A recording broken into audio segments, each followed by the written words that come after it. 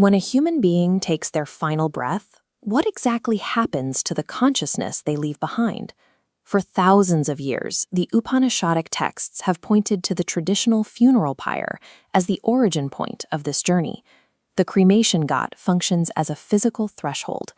The texts describe this transition as being governed by Rita, an exact and unamendable cosmic order. There is no chaos in death. The process operates like a highly precise mechanism, reacting directly to the life that just ended. The departure of consciousness is described using the image of a heavily loaded bullock cart. Just as the cart groans under a massive physical weight, consciousness labors painfully to detach itself from the physical senses, the intellect, and the memories of the body. As the physical body dissolves into smoke and sparks, the cosmic machinery activates. Here, the journey splits into two distinct trajectories, the shadowy path of the ancestors and the luminous path of the gods. The pyre acts as a sorting mechanism. A person's daily actions, unfulfilled desires, and depth of self-awareness dictate exactly which of these two routes their consciousness must take. For those who spent their lives chasing earthly desires and performing standard rituals, consciousness follows the path of the ancestors.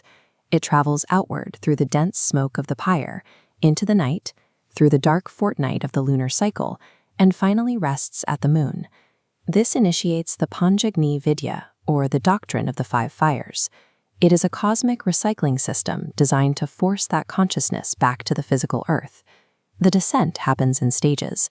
The soul transitions from lunar energy, condenses into gathering storm clouds, and completes the third stage by falling as rain. This cosmic rain is absorbed by the soil and transforms into earthly crops. In the final two fires of the cycle, these crops are consumed by a man, converted into vital energy, and passed to a woman to form the seed of a new human life. The Upanishads compare this continuous process to a caterpillar moving from blade to blade of grass. The self simply reaches out and grasps a new biological form before entirely letting go of the old one. The path of the ancestors forms a closed ecological loop.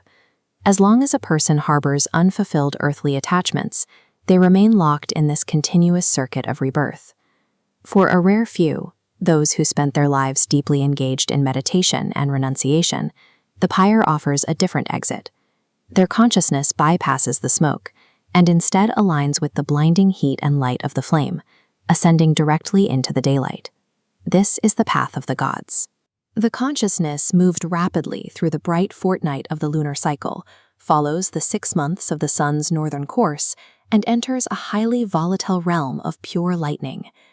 The texts state that at this exact threshold of lightning, a Purusha Amanava, a non-human entity, meets the consciousness to escort it into the world of Brahman, the ultimate reality. This process operates like a master goldsmith working with raw metal. The intense forces of this journey burn away the remaining impurities of earthly identity, forging the soul into a permanent, luminous state. While traditional Vedanta interprets this path as a subtle ascent of consciousness, early academic readings viewed this cosmography literally.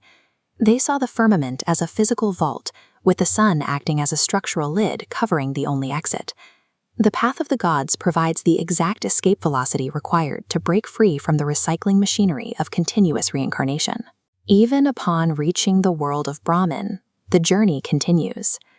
This route results in krama mukti, or gradual liberation. The consciousness waits in these higher realms, existing in a state of deep clarity, until the current cosmic cycle completely dissolves. The Upanishads outline a third possibility, sadhyo mukti, or immediate liberation. This is the pathless path of the fully awakened sage. For the sage, there is no physical departure, no journey through lightning, and no non-human guide. Like a person waking abruptly from a dream, the illusion of a separate self simply vanishes, replaced instantly by pure silence. These texts function as rigorous blueprints, detailing the inescapable connection between physical ecology and human consciousness. This animated diagram visualizes a framework described in the texts as a warp and woof. Human life, the cycle of rain, the growth of plants, and the movement of the stars are woven together into a single, inseparable cosmic fabric. If the wise truly understand their permanent place within this vast, interconnected machine, why would they ever fear death?